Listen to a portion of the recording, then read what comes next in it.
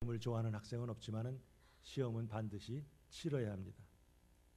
그 시험을 준비하는 동안에 수없이 많은 것을 또 배운 것을 복습하고 또 문제를 많이 풀면서 실력이 늘어가기 때문입니다. 우리 신앙여정도 마찬가지입니다. 크고 작은 문제들이 그야말로 예상치 않게 피할 수 없이 다양하게 다가오지만 그 문제를 풀어가면서 우리는 어느새 믿음의 사람으로, 인내의 사람으로, 성숙한 사람으로 변화되어 갑니다. 그래서 사도 야고보는 여러 가지 시험을 당하거든 온전히 기쁘게 여기라, 우리 1장 2절에 나옵니다. 또 누구든지 지혜가 부족하거든 모든 사람에게 후히 주시고 꾸짖지 아니하시는 하나님께 구하라, 그리하면 주시리라 권면합니다. 그렇다면 이 자리에 계신 분들 지금 어떤 시험을 당하고 계십니까? 그 문제를 지금 어떻게 풀고 계십니까? 지금 하나님께서 이 아브라함에게 지시한 땅은 가나안입니다. 아브라함은 무슨 일이 있어도 이 가나안을 떠나지 않고 하나님 말씀대로 순종하며 살았어야 합니다. 자, 그런데 우리 지난 시간에 살펴본 것 같이 약속의 땅에 임한 기근이라 하는 하나님의 첫 번째 시험 문제를 받았을 때 아브라함은 애굽으로 내려가는 선택을 했습니다. 자, 그 약속의 땅을 떠난 아브라함의 삶은 불안의 연속이었습니다. 아내 때문에 자기가 죽을지 모른다는 그런 두려움에 사로잡혔습니다. 자기 목숨을 건지려고 거짓말하다가 아내를 뺏겼습니다. 그 대가로 바로가 많은 재물을 주기는 했으나 결과적으로는 아내를 판 셈이 되었습니다. 자, 그러나 하나님의 간섭하심으로 아브라함은 그 아내 사레와 그리고 조카 롯을 데리고 다시 이 가나안 지방 그 남쪽에 있는 네겝으로 돌아옵니다. 그리고 거기서 또 하나님께 제단을 쌓고 예배를 드립니다. 그리고 이제 북쪽으로 베델로 올라갑니다. 그곳에서 다시 하나님의 이름을 부르면서 또 예배를 드립니다. 자, 아브라함이 애굽에서 많은 재물을 가지고 가나안으로 돌아왔지만 그러나 그 재물은 결코 하나님이 주신 복은 아니었어요. 도리어 아브라함은 그 재물을 보면서 자기의 불신앙을 탓하면서 부끄러움을 느꼈을 거예요.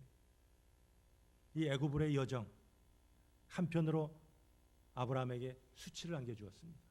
그러나 또 다른 한편으로는 그 여정이 아브라함에게는 그 신앙이 한 차례 한 단계 업그레이드 되는 그런 기회가 되었습니다. 하나님을 떠나서 믿음을 떠나서 약속의 땅을 떠나서는 살 수 없구나 하는 것을 그가 깨달았을 겁니다. 자, 오늘 본문을 보니까 하나님께서 아브라함에게 두 번째 문제를 주십니다. 한 번 시험하시면 되지 왜 두 번씩이나 하시나, 이런 생각을 할 수가 있죠. 지금 신앙의 초년병인 이 아브라함을 하나님께서는 믿음의 조상으로 만들기 원하십니다. 그런데 그 믿음의 그 큰 그릇은 그냥 시간이 지나면 저절로 얻어지는 것이 아니에요. 고난과 실패와 좌절을 겪으면서 나는 아무것도 아닙니다. 나는 아무것도 할 수 없습니다 하면서 자기의 부족과 한계를 인정하고 겸손한 자세로 자기의 삶을 하나님께 맡길 때 그것이 바로 하나님이 원하시는 믿음의 모습이죠. 오늘 저희들은 아브라함이 이 두 번째 문제를 주신 문제를 풀어가는 과정을 함께 살펴보면서 거기서 얻은 교훈을 가지고 우리 각자의 삶에 적용하면서 우리 삶의 여정 가운데 수많은 그 선택의 기회가 있습니다. 믿음으로 바른 선택하면서 하나님의 사랑과 은총을 경험하시기를 주님의 이름으로 축복합니다.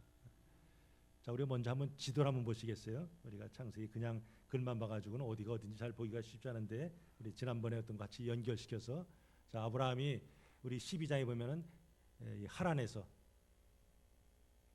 지금의 그 터키 남부 시리아 북쪽 그쪽이죠. 거기서부터 하란에서부터 쭉 내려와서 이제 가나안 땅에 들어옵니다. 가나안 땅에 들어와서 북쪽에서 내려오니까 베델, 그다음에 쭉 밑으로 내려와서 네게부 남방으로 나오죠. 남쪽 네게부를 거쳐서 어디로 가요? 여기서 이제 기근이 임하니까 밑으로 애굽으로 내려갑니다. 그게 12장의 얘기죠. 그다음에 이제 13장에 들어오면서는 하나님의 간섭하심 속에서 아브라함이 다시 애굽에서부터 네겝으로 올라옵니다. 자, 그래서 여기서 하나님께 이제 단을 쌓고 감사합니다 하면서 예배를 드리죠. 그러면서 아브라함이 어디로 올라가요? 쭉 올라가서 처음에 단을 쌓던 이 베델로 올라갑니다. 그러나 여기 지도 보니까 어때요? 산지죠, 산지. 아브라함은 한 번 얻어맞았으니까, 한 번 실패했으니까 이젠 제대로 신앙생활 해보자 해서 자기가 처음 은혜를 받았던, 처음 예배를 드렸던, 처음 제단을 쌓았던 곳으로 올라가긴 했어요. 그러나 이곳은 산지입니다. 근데 아브라함이 올라갈 때 뭐 가지고 갔어요? 수많은 양, 소 뭐 이러면서 그 가축들과 함께 재산을 가지고 갔습니다. 또 아브라함만 간 것이 아니라 롯도 그와 같은 목축 그런 가축들을 데리고 올라갔습니다. 이게 여기가 좁죠. 좁다 보니까 더구나 이들만 산 것이 아니라 여기에 뭐예요? 가나안 사람, 브릿 사람들이 함께 살고 있었다 그랬어요. 자, 그러다 보니까 어떻게 될 것인가? 그래서 이미 본문에 읽으신 대로 아브라함이 양보를 하죠. 야, 롯아, 너 먼저 선택해라. 그러니까 롯이 어떻습니까? 산에서 밑에 쫙 내려다보는 거죠. 어디로 갈까? 좀 넓고 물 많고 평평한 건 없나? 해서 어디를 바라봐요? 요단, 이게 요단강이 여기 있죠. 북쪽에 갈릴리가 있고 남쪽에 이 사해가 있어요. 연이치는 강인데 여기 요단, 여기 보니까 요단 이쪽에 아주 평지가 있습니다. 뭐 우리 이스라엘 백들이 출애굽해가지고 넘어올 때 어디로 왔어요? 밑에서 쭉 올라와서 여기서 모였다가 여리고로 건너가죠. 그러니까 뭐 장정만 60만, 적어도 200~300만이 거할 곳이 얼마나 넓겠어요. 넓은 곳, 바로 요단 지역을 딱 봤습니다. 그래서 바로 이제 이 베델에서 동편으로 요단 지역에 와서 여기서 머물죠. 머물다가 나중에 롯이 어디로 가요? 점점 밑으로 가서 이 소돔까지 갑니다. 이것이 바로 롯의 정착지죠. 자, 이것이 오늘 지도상으로 본 본문의 내용입니다. 자, 다시 본문으로 들어와서 자, 하나님이 주신 첫 번째 문제가 뭐라고요? 기근. 흉년이 들었네. 먹을 것이 없네. 뭐 먹고 살지? 이런 거지. 물질이 부족할 때 아브라함이 어떻게 행동하나 하나님께서 시험하셨어요. 오늘 두 번째 주신 문제는 어떻습니까? 첫 번째와는 정반대 상황이에요. 이야, 물질이 되게 많네. 물질이 풍부할 때 과연 아브라함이 어떻게 행동할까 하는 것을 지금 시험하십니다. 자, 그러나 공통점 뭐예요? 첫 번째 시험이나 두 번째 시험이나 다 물질에 관한 거죠. 예나 지금이나 물질이 우리 신앙생활을 방해하는 경우도 많습니다. 자, 왜 하나님은 계속해서 아브라함을 물질로 시험하십니까? 아브라함에겐 사명이 있어요. 그가 하나님 백성으로 하나님 백성답게 살면서 하나님 복을 받아서 누리면서 또 받은 복을 나눠야 될 책임이 있습니다. 그러나 물질 문제를 가지고 시험 들면서 세상 사람들과 구별 없는 모습을 보이면 하나님께서 맡겨진 사명을 제대로 감당할 수 없기 때문이죠. 물질에서 자유롭지 못하면 물질이 많든지 적든지 항상 시험거리가 됩니다. 우리 성도의 삶 속에 물질이 중요한 요소이면 틀림없습니다. 그러나 그것이 어떤 바운드리를 넘어서서 탐심과 의존의 대상이 될 때 여기에 문제가 생깁니다. 그래서 성경은 물질에 대해서 경고하는 내용이 상당히 많습니다. 한번 예수님께서 뭐라고 말씀하시는지 시작.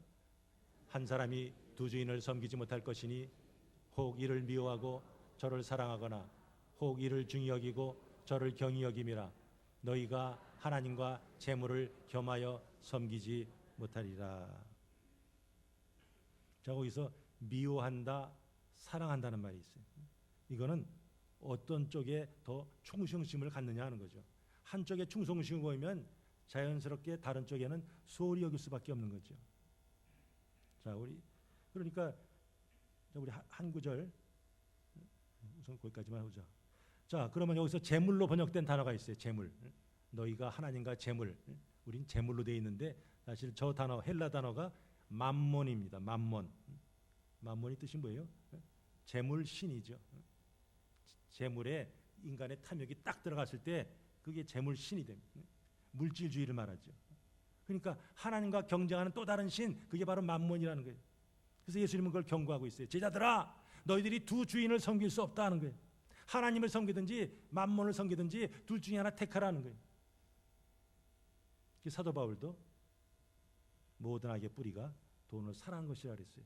우리 같이 한번 디모데전서 6장 10절 시작. 돈을 사랑함이 일만하게 뿌리가 되느니라. 죄악의 근원은 탐심이죠. 아담과 하와가 에덴 동산에서 선과 악을 알게 하는 나무를 따먹는 데서 벌써 탐심이 나타나죠. 재물 자체가 그 죄악은 아니에요. 그러나 재물을 탐날 때, 그래서 미혹을 받아서 거기서 떠날 때, 믿음에서 떠날 때, 많은 근심에 사로잡힐 때, 그때 파멸에 이르게 됩니다. 그러니까 인간에게 하나님 주시는 재물은, 재물이 많으면 복 받았고 재물이 적으면 복을 안 받았고, 그런 관점에서 보는 게 아니라 은사의 관점에서 봐야 됩니다. 은사가 뭐예요? 우리 고린도서 12장에 보면 하나님께서 성령의 은사를 주시죠. 은사를 좀 뭐 하라고요? 뭐 예언하고, 뭐 병 고치고, 방언하고, 뭐 여러 가지 은사 주신 것은 뭐예요? 다른 사람을 섬기라고, 공동체 유익을 위해서 하나님께서 은사를 주시는 거예요. 마찬가지예요. 물질도 마찬가지.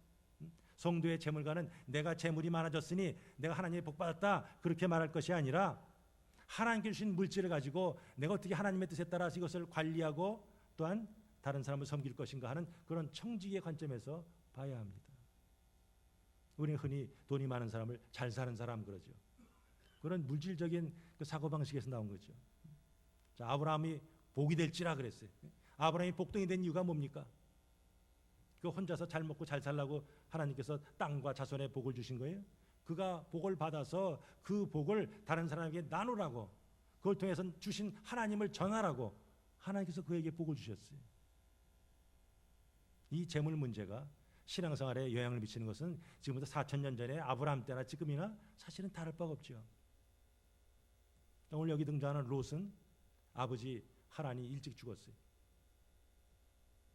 그러니까 이제 큰 아버지가 되는 이 아브라함, 이거 한 가족처럼 지냈습니다. 그래서 아브라함이 가는 곳만 따라다녔어요. 갈대아 우르에서 하란으로, 하란에서 가나안으로, 그리고 심지어 애굽까지 따라갔습니다. 자, 그 동안엔 이 아브라함과 롯 사이에 별로 문제가 없었어요. 그러나 애굽에 다녀온 후부터 두 사람 사이에 갈등이 싹트기 시작했어요. 뭐 때문에요? 재물 때문에. 아브라함은 육축과 금은이 아주 심이 많았다 그럽니다. 오늘 5절을 보니까 롯은 어떻습니까? 롯도 양과 소와 장막이 있었다. 아브라함은 심이 많았고 롯도 좀 있었다 이거죠. 어쨌든 이 두 사람이 사는 이 지역은, 이 베델 그 지역은 산악 지역인지라 많은 사람들이 같이 살기가 쉽지 않아요. 더구나 거기 누가 있었다고요? 가나안 사람, 브리스 사람도 살고 있었어요. 그러니까 뭐 물도 부족하고 땅도 부족합니다.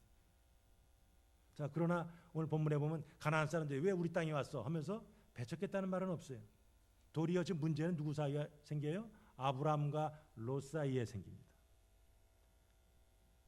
자, 그럼 당연히 목자들이 서로 물 먹이려고 하다. 이거 우리가 먼저 왔어. 이거 우리 거야. 뭐 싸웠겠죠. 그럼 그 소리가 누구 귀에 들어갔겠어요? 아브라함이나 롯의 귀에 들어갔겠죠. 처음에 한두 번 들을 때 에이 야, 그 친척인데 좀 봐줘라, 양보해라 그랬겠죠. 그러나 한 번 듣고 두 번 듣고 자꾸 들으니까 어때요? 아브라함 입장에서는 저 조카 저놈 나 때문에 이렇게 돈 벌었는데 저기 버릇이 없네 뭐 이렇게 생각할 수가 있겠죠. 또 롯은 롯대로 저렇게 많이 갖고 있으면서도 더 가지겠다고 자기 것만 챙기네. 너무하시네. 이런 생각을 할 수도 있겠죠. 어쨌든 이 재물로 인해서 생긴 갈등을 놓고 아브라함이 생각이 많았을 거예요. 이게 왜 헤어질까?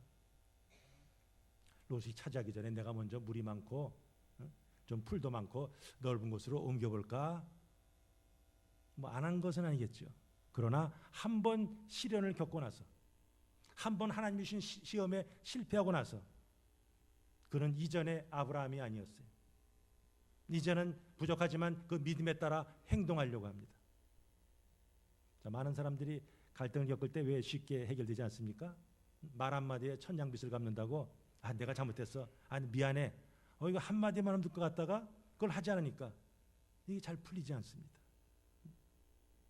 그런 말을 먼저 꺼내는 것은 오히려 자존심에 손상을 보는 것 같고, 괜히 그런 말 먼저 꺼내면 뭐 손해보는 것 같이 여겨지기 때문이죠. 그래서 예수님께서는 믿는 사람들끼리 갈등이 생길 때 해결책을 제시합니다. 자, 우리 마태복음 5장 23절 시작. 만일 내 형제에게 원망을 들을 만한 일이 있는 줄 생각나거든 예물을 제단 앞에 두고 먼저 가서 형제와 화목하고 그 후에 와서 예물을 드리라. 예배하기 전에 뭐가 좀 걸리는 게 있으면 풀어라 하는 거죠. 자, 비슷한 말씀이지만 아주 우리 많이 인용하는 구절입니다. 마태복음 18장 시작. 내 형제가 죄를 범하거든 가서 너와 그 사람과만 상대하여 권고하라. 만일 들으면 내가 내 형제를 얻은 것이라. 자, 저 18장 보면은 문제가 생겼을 때 뭐예요? 먼저 당사자들끼리 해결하라는 거예요. 근데 많은 경우는 뭐예요? 당사자끼리는 좀 꺼북하니까 오히려 제3자한테 가죠. 아니 나는 잘했는데 저 친구가 잘못해서. 그럼 그 소리가 나중에 돌고 돌아서 또 그 사람한테 가죠. 그럼 문제가 더 꼬여요. 그래서 먼저 문제가 생기면 당사자끼리, 안 되면 스몰 그룹 두세 사람이 가서, 그래도 안 되면 교회에 알려서 이것을 처리하게 하라. 이게 주님의 해결 방법이죠. 자, 이 동네 우리 이 베델이라는 곳에 누가 살고 있다고요?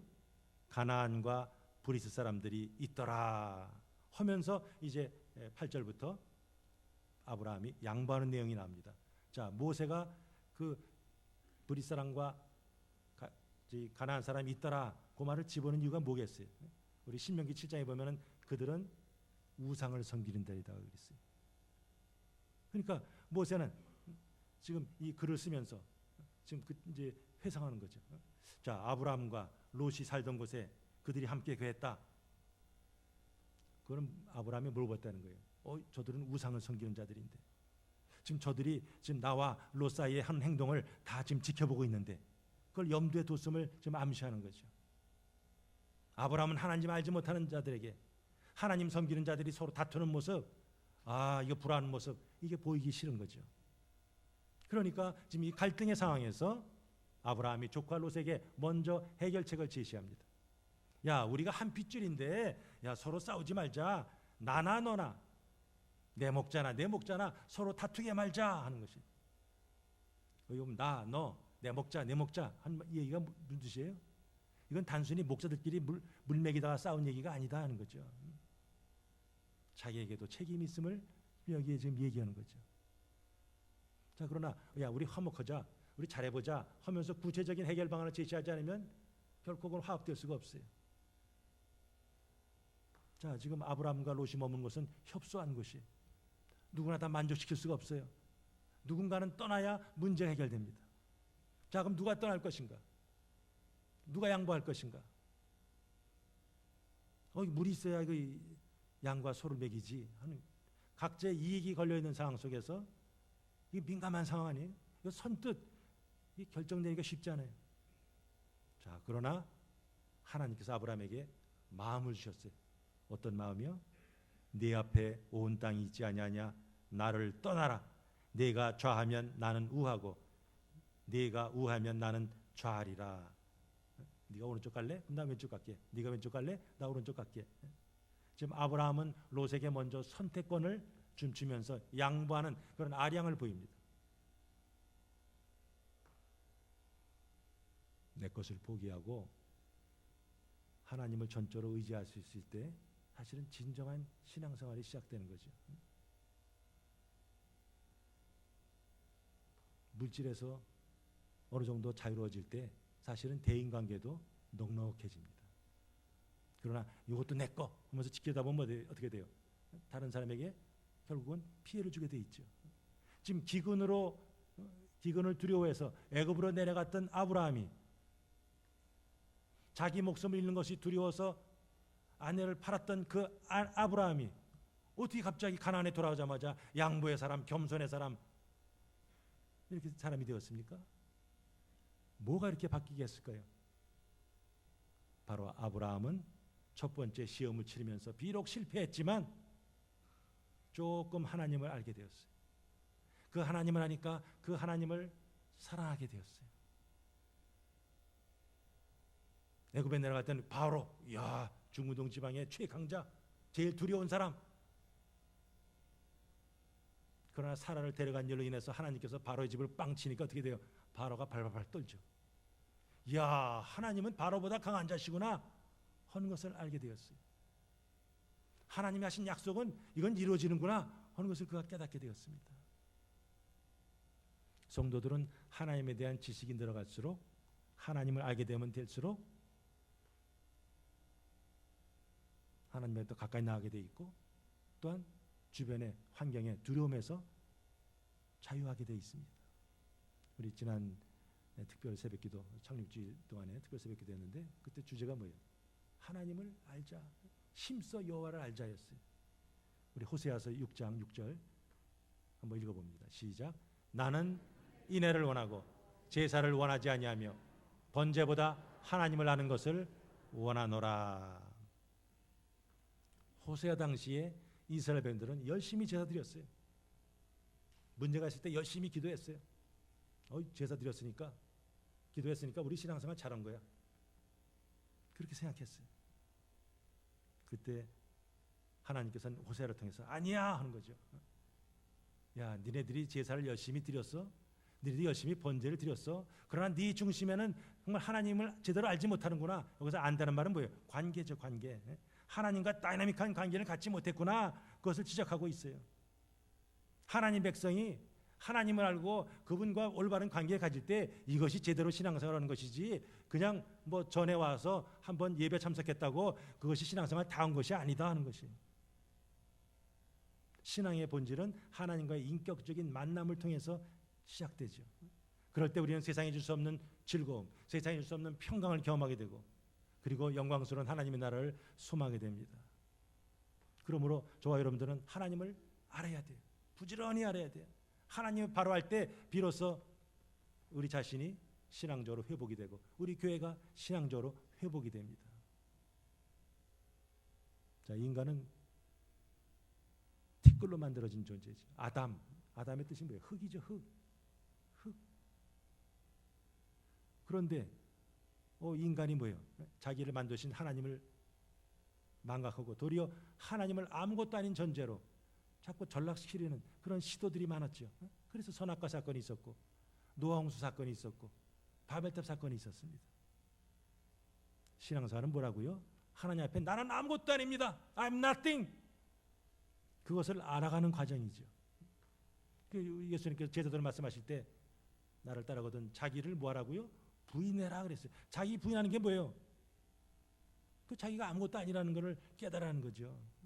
자기가 아무것도 아니라는 것을 깨달았을 때, 자기가 아무것도 할 수 없는 것을 깨달을 때 비로소 주님 의지하는 거죠. 주님 말씀대로 순종하고 주님과 동행하려고 하죠. 그러니까 신앙이 깊다는 것은 예수 믿고 내 부자 되었네, 예수 믿고 병이 낫네, 예수 믿고 내 소원이 이루어졌다, 그러면 나는 복 받았다, 잘하는 것이 아니라, 예수 믿고 나는 점점 내 자신이 아무것도 아닌 것을, 하나님 앞에 아무것도 아닌 것을 깨달았다. 이게 신앙이 깊은 사람이죠. 지금 하나님께서는 아브라함을 그런 존재로 지금 빚어가시는 거예요. 그래서 계속 시험을 지금 이렇게 던지는 거죠. 자, 그러면 이제 아브라함이 제안했으니까 롯이 어떻게 반응합니까? 에이, 그래도 삼촌이 먼저 하셔야죠. 이것이 아니라 뭐예요? 기다렸다는 듯이 아브라함의 말이 딱 떨어지자마자 그 산에서 쫙 내다봅니다. 그래서 어떻게 해요? 주변을 돌아보는 거죠. 그러니까 저 아래, 저 요단강이 있는데 저 넓은 지역, 거기가 물이 넉넉하고, 그래서 뭐 같더라고 그래요? 여호와의 동산 같고, 또요 애굽 땅과 같더라.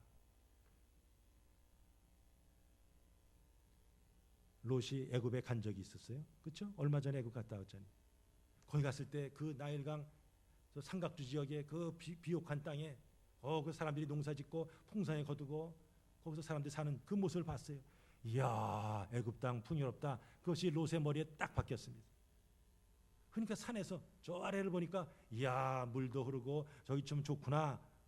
다시 거기서 동산, 여호와의 동산 같다, 애굽 땅 같은 것은 요즘 말은 뭡니까? 아주 최상급의 땅이다 하는 거죠. 그의 눈에 보기에 롯의 실수는 아브라함을 떠난 거죠. 아브라함을 떠난다는 것은 이제 하나님을 떠나서, 믿음을 떠나서 세상을 향해서 가는 것을 말합니다. 자, 아브라함은 하나님의 복 받은 사람이에요. 기도하는 사람, 믿음이 좋은 사람, 그런 사람과 함께 있는 것이 얼마나 큰 복인지 알 수 없어요. 그들이 누리는 그 하늘의 신령한 복이 그들을 통해서 우리에게 흘러들어오기 때문이죠. 그러나 롯이 아브라함을 떠나는 순간 이제 그의 신앙 여정은 내리막길로 가기 시작했습니다. 롯은 지체하지 않고 요단 온 지역, 내가 저것이 저 아래 저 평야 내가 갈 곳이야, 그래서 그것을 택하고 동으로 옮겼다, 이렇게 적고 있습니다. 롯이 택했다. 우리 그 시브리 말 보면 지역하면은 롯이 그 자신을 위해서 택했다는 거예요. 자, 우리 성도는 누구를 위해 살아야 돼요? 사나 죽으나 우리는 하나님, 주님을 위해서 살아야죠. 그러나 거기서 자기 자신을 위해 택했다면 벌써 뭐예요? 응? 모세가 이 글을 쓸 때 롯이 벌써 이거 선택이 안 좋았네 하는 것을 좀 암시하는 거죠. 근데 어디로 가요? 동으로. 자, 그동안에 우리가 창세기 1장부터 12장까지 살펴봤습니다. 언제 동으로 갑니까? 아담과 하가 타락한 후에 하나님의 심판을 받아서 갈 때 동으로 가죠. 가인이 사람을 죽이고 갈 때 동으로 갑니다. 바벨탑 사건 일으킨 사람들이 어디로 가다가? 동으로 가다가 신할 평지에서 탑을 짓기 시작하죠. 다 동으로 온 거예요. 이게. 점점 하나님으로부터 분리만 되는 것이 아니라 결국 하나님의 심판이 임함, 다 거기 관련돼 있죠. 그러다 보니까 원래는 요단강 동편에 그 넓은 지역 갔는데 가다 보니까 또 밑에 이야 저 소돔 땅, 고모라 땅 거기가 더 좋겠는데 하면서 조금씩 가다가 보니까 거기까지 소돔까지 갔더라 적고 있어요. 이 소돔에 대한 소돔 롯과 같은 스토리가 창세기 19장에 나오죠. 천사가 이 소돔 고모라 멸망시키기 위해서 내려왔어요. 근데 이 롯이 그 천사들을 영접하죠. 어디서 영접해요? 소돔 성문에 앉아 있다가 그랬어요. 그냥 문 앞에 그냥 앉아 있다 이 뜻이 아니에요. 우리 그 룻기도 보면은 이제 룻과 보아스가 결혼할 때도 뭐예요? 어디로 가요? 그 성문 앞에 가잖아요. 그럼 거기서 무슨 일이 벌어져요? 백성들을 재판할 때 혹은 어떤 민원 사항을 처리할 때 성문에서 합니다. 그러니까 성문에 앉았다는 건 뭐예요? 그 지방에 그 동네에 유지다 하는 거죠. 유지. 뭐 법 판사가 될 수도 있겠고 하여튼 유지라는 거예요. 그러니까 롯이 그 지역에 와서 이제 아주 유명한 사람, 알려진 사람, 아주 그 유지가 된 것을 알 수 있습니다. 또 나중에 소돔 사람들이 막 똑똑 두드리지. 아, 너네 집에 들어간 천사, 우리가 그와 더불어 상관하리라. 빨리 끌어내. 그럴 때 롯이 그 소돔 사람들이 뭐라고 불러요? 내 형제들아 이렇게 부르죠. 그러니까 롯이 완전히 그냥 소돔 사람으로 그냥 동화된 것을 볼 수 있어요. 자, 롯이 소돔에 처음 올 때 어떤 생각했겠어요? 에이, 우리 삼촌은 저 산에서 그냥 힘들게 살고 있는데 난 이렇게 풍요로운 곳에서 아주 나는 행복한 삶을 살고 있다 아마 착각했겠죠. 그러니까 살다 보니까 어떻게 됐어요? 우리 이미 결과 알고 있잖아요. 롯이 무력에 어두워 선택한 그 소돔 어떻게 됐어요? 하나님의 진노의 그 유황비에 다 타버렸습니다. 그 가정에서 롯이 가졌던 그 모든 재물도 어떻게 됐어요? 다 잃어버렸죠. 빨리 가자 빨리 가. 그런데 아내는 어떻게 해요? 아이고 하면서 아쉬움 속에서 뒤돌아보다가 소음기둥이 됐습니다. 더구나 동성애와 이 문란한 성생활로 아주 유명한 그 소돔에 자란 그 딸들이 어떻게 합니까? 아버지 그 굴에서 음침한 굴에서 그냥 술 먹이고 근친 상관하면서 거기서 애를 낳죠. 아까 우리 지도 봤을 때 여기 바로 옆에 지방 뭐예요? 소돔 옆에 암몬 지방, 그 위에 지방이 뭐예요? 모압 지방. 두고두고 이스라엘의 대적이 되는 하나님이 싫어하는 그런 족속의 조상이 되었어요. 지난번에 성지순례 갔을 때 이 소돔 지역을 이렇게 둘러봤습니다. 마침 그 지역에 발굴 작업하느라고 이렇게 막 이렇게 말뚝을 쭉 박아놨어요.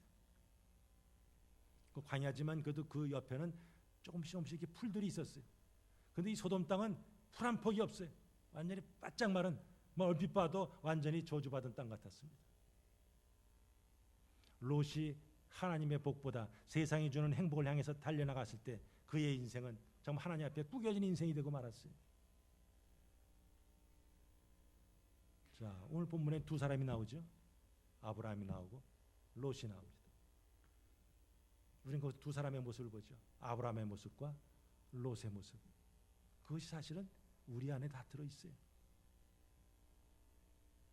하나님을 전적으로 신뢰하면서 하나님을 사랑하고 이웃 사랑하는 그런 아브라함의 모습을 닮을 것인가? 아니면 세상의 힘의 논리를 찾아서 세상의 것을 많이 가지면 행복하겠지 하는 착각 속에서 자기만 좋아지라는 그 롯의 모습, 그 모습을 본받을 것인가 하는 거예요. 이것이 우리 안에서 계속 지금도 싸우고 있어요. 자, 사도 바울은 그 모습을 어떻게 표현합니까? 우리 같이 한번 로마서 7장 24절 읽습니다. 시작.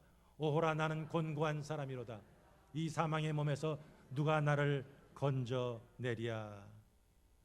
선을 행하기를 원하지만 어느새 자기가 원하지 않는 악의 모습을 행하는 이 모순적인 모습을 바울이 봤습니다. 바울이 하나님의 성령으로 충만해서 복음을 열심히 전하고 교회를 세우고 병자를 지키고 수많은 능력 행하지만 여전히 자기 속에서는 이런 육신의 소욕, 성령의 소욕이 막 지금 전쟁터가 되어서 싸우고 있다는 거예요. 그게 바로 우리의 모습이죠. 바울은 자기를 지배하는 이 죄의 법 때문에 한탄하면서 누가 나를 이 사망의 몸에서 구원해낼꼬 하면서 그가 바로 하나님께 감사합니다. 왜 감사해요?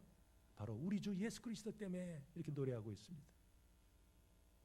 자, 오늘 본문을 보면서 롯이 천국에 갔을까요?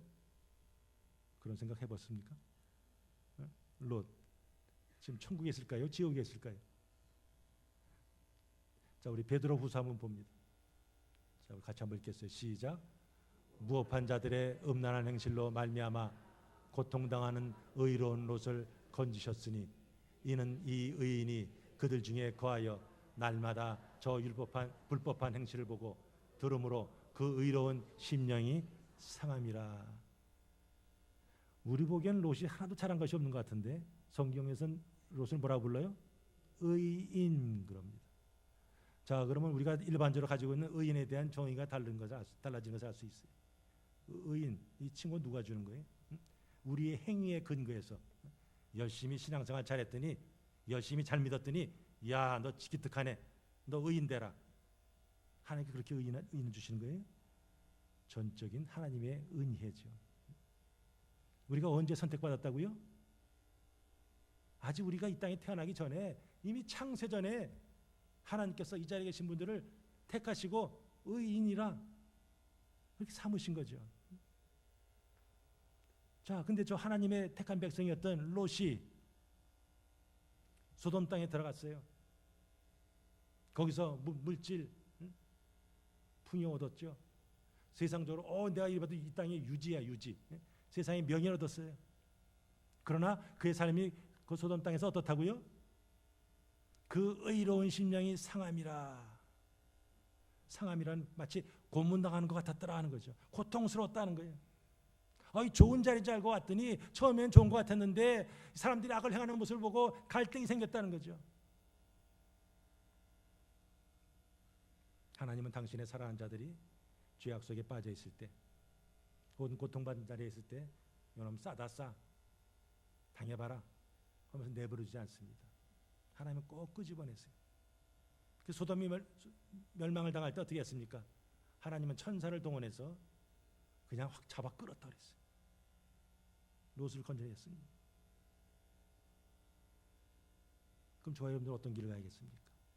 자기 욕심을 따라 사는 삶, 죄악을 따라 사는 삶, 이거는 결코 하나님이 기뻐하지 않는 삶이라는 것을 깨달으면서 우리는 하나님의 영광을 위해서, 이웃의 유익을 위해서 가는 그런 아브라함의 길을 가야죠. 혹시 이 자리에 재물이나 혹은 세상의 어떤 쾌락이 주는 유혹에 빠져 있는 분이 있다면 그건 속히 나와야죠. 만일 우리가 정말로 구원받은 하나님의 사람이라면 아까 말씀드린 같이 하나님은 거기서 꼭 끄집어내십니다. 싫다고 그러면 하나님께서 쳐서라도 건져내세요. 이게 구원받은 사람이에요. 그러니까 두 가지 케이스가 있겠죠. 롯과 같이 다 얻어맞고 다 털리고 나올 것이냐, 아니면 아브라함 같이 믿음으로 그래도 하나님 바라보고 나올 것인가. 선택은 자유예요. 항상 선택은 자유인데 심은 대로 거두게 돼 있어요. 결과는 우리가 컨트롤할 수가 없어요. 자, 아브라함이 손해를 감수하면서 약속의 땅 가나안을 떠나지 않고 난 여기 있을래 딱 남아 있었어요. 그러나 마음 한구생 여전히 허전하죠. 괜히 양보했나? 그럼 우리 이거 목축 하는 이 가축들 이거 어떻게 먹이지? 그렇게 마음이 한편에서 조금 허전할 때 그때 하나님께 나타나셨어요. 하나님께서는 지금 이 모든 모습, 이 아브라함이 고민하고 갈등하고 하는 이런 모습을 하나님께서 쭉 지켜보셨어요. 왜 하나님께서 그렇게 아브라함을 사랑하시면 빨리 나와서 개입하셔서 그 문제를 해결하지 않습니까? 바로 아브라함의 믿음의 성장을 위해서죠. 온실 속에서 자라는 화초는 밖에 놔두면 제대로 살지 못합니다. 그냥 때를 따라 물을 주고 양분을 주면 식물은 거기에 익숙해 있어요. 동물도 마찬가지죠. 그럼 거친 환경에 제대로 적응할 수가 없어요. 그러나 들풀은 어떻습니까? 비바람이 몰아쳐도 누가 때를 따라 주는 사람이 없어요. 스스로 대지에서 물을 빨아올리고 양분을 섭취해야 됩니다. 그러니까 아주 험한 환경 속에서도 살아남습니다. 자녀도 마찬가지죠. 자녀 사랑하는 거 당연하죠. 그럼 어렸을 때부터 그냥 애가 원하는 대로 오냐 하면서 다 들어주면 어떻게 됩니까? 실상은 아이를 망치는 거죠. 때로는 세상이 내 마음대로 안 되는구나 하는 좌절도 겪어야 됩니다. 다른 사람도 좀 생각해야 되는구나. 아량도 배워야 되죠. 영적으로도 마찬가지. 하나님은 저와 여러분들이 믿음의 자생력을 갖기를 원하십니다. 문제를 해서 때로는 하면서 아파하고 고민하고 눈물 흘리고 기도로 씨름하면서 우리가 믿음의 성숙되기를 하나님께서는 기다리시는 거죠. 정말 하나님의 우리 복을 누리기를 원한다면 이런 과정을 거쳐야 되는 거예요. 그것을 지금 하나님께서는 지금 누구를 통해서 아브라함을 통해서 지금 하는 거죠. 그러니까 매 장마다 시험 문제 하나씩 던지는 거예요.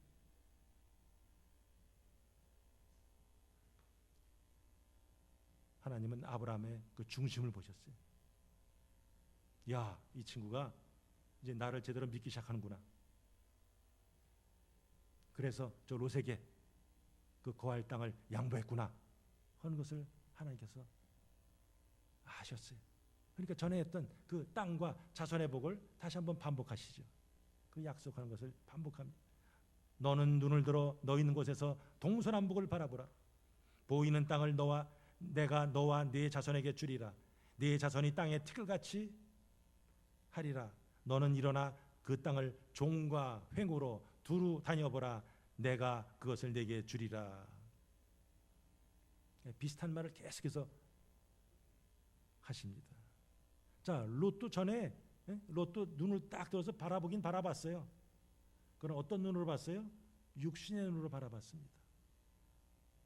그럼 이제 아브라함에게 바라보는 것은 어떤 눈으로 보라는 거예요? 믿음의 눈으로 보라는 거죠. 롯이 보지 못한 것을 보라는 거예요. 하나님이 역사하실 그런 새로운 미래를 바라보라는 거죠. 우리 같이 유명한 구절이죠. 우리 히브리서 11장 시작. 믿음은 바라는 것들의 실상이요 보지 못하는 것들의 증거니 선진들이 이로써 증거를 얻었느니라. 믿음은 시간을 초월해서 저 미래에 있을 것을 마치 현재 있는 것처럼 딱 당기는 게 믿음이라 그랬어요. 그리고 공간을 초월해서 저 바깥에 있는 것, 다른 곳에 있지만 그러나 현재 이 자리에 있는 것처럼 오게 하는 것, 이게 믿음이라 그랬어요. 엘리사의 하인이 아침에 밤에 잠 잘 자고 그래서 잘 잤다 이러면서 이제 밖에 나가서 딱 밖을 보니까 어떻게 해요? 그냥 도단성 그냥 온통 보여요. 아람 군대가 엘리사를 죽이겠다고 딱 포위했어요. 그냥 겁이 벌컥 났어요. 주인님, 지금 그냥 그 아람 군대가 그냥 잔뜩 와서 좀 진을 치고 있습니다. 근데 엘리사는 너무나 태연합니다. 엘리사 하나님께 간절히 기도합니다. 그랬더니 이 하인의 눈이 딱 열립니다. 어떤 눈이 열리는 거예요? 믿음의 눈이 열리는 거죠. 그랬더니 전에는 그 눈앞에 있는 아람 군대 한번 들어갔더니 영의 눈이 떼어지니까 뭐예요? 아람 군대 뒤에 하나님의 천군 천사가 꽉 둘러싼 것을 보면서 그는 담대할 수 있었습니다. 100세가 가까운 사도 요한이 밤모섬에 유배를 갔습니다. 눈에 보이는 것은 그야말로 황량한 바다, 조그만 섬입니다. 그러나 기도하는 가운데 그가 하나님의 성령의 감동을 받으니까 그는 천상의 세계를 볼 수 있었어요. 그러면서 그는 요한계시록을 기록할 수 있었습니다. 지금 롯은 가나안에서 아무런 가능성도 못 봤어요. 에이, 아무 쓸모없는 땅. 그래서 가나안을 떠났습니다. 그러나 아브라함은 가나안을 믿음의 눈으로 봤기에 그곳을 떠나지 않을 수 있었습니다. 아브라함이 바라본 그 동서남북, 거기에는 롯이 차지한 그 땅까지도 포함되어 있었습니다. 자, 그래서 아브라함이 그 장막을 이제 베델에서 밑으로 남쪽에 있는 헤브론으로 옮깁니다. 그것에 옮겨서 다시 한번 하나님을 위해서 제단을 쌓습니다.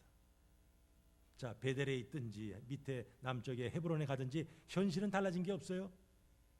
가나안은 여전히 임자가 있는 땅이고 기근의 상처는 여전히 다 아물지 않았어요. 그러나 아브라함은 이제 영의 눈이 뜬 사람이 되었어요. 가나안의 흉년, 애굽의 수치, 양보로 인한 손해, 그 어느 것도 이제 아브라함의 신앙의 여정을 막을 수 없었습니다. 제단을 쌓는다는 것은 뭡니까? 이 땅, 이 가나안 땅의 주인이 저 가나안 사람들이 섬기는 저 신들이 아니라 바로 여호와 하나님이십니다 하는 것을 인정하는 거죠. 아브라함은 이제부터 하나님과 동행하게 되었습니다. 그가 밟고 보는 그 모든 땅이 이제는 아브라함 그리고 그의 자손들의 땅이 될 것이 분명하다 하는 그런 믿음을 가지고 여정을 시작합니다. 사랑하는 성도 여러분, 우리 인생의 여정 가운데 수많은 선택이 있습니다. 선택 중에 가장 귀한 선택은 믿음에 따라하는 선택이죠.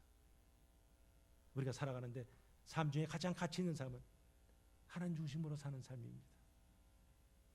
행복한 사람, 가장 행복한 사람은 하나님과 더불어 동행하는 사람입니다. 초막이나 궁궐이나 내 주 예수 계신 곳, 그것이 바로 하늘나라죠. 믿음의 사람에게도 오늘 본문을 보니까 기근이 임하죠.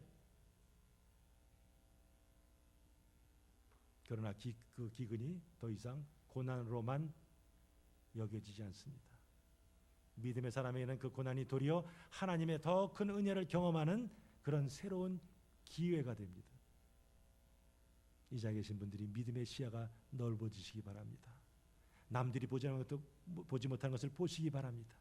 남들이 하지 못하는 것을 하시기 바랍니다. 그걸 통해서 예수 그리스도를 삶 속에 보여주시기 바랍니다. 아브라함은 자기 있는 곳에서 믿음의 눈을 들어서 하나님의 복을 바라봤습니다. 마찬가지로 계신 우리 성도님들이 주어진 환경에서 왜 나는 이럴까, 왜 내 상황은 이럴까 낙심하지 아니하고 여전히 아브라함처럼 믿음의 눈을 들어 주님 바라보면서 하나님의 그 뜻을 분별하면서 하나님의 비전을 보시기 바랍니다. 앞으로 닥쳐올 그 수많은 그 선택의 순간에 믿음에 따라 판단하면서 하나님의 뜻대로 순종하면서 하나님께 영광 돌리고 이웃에게 유익을 끼치는 그런 아름다운 성도들이 다 되시기를 주님의 이름으로 축복합니다. 아멘.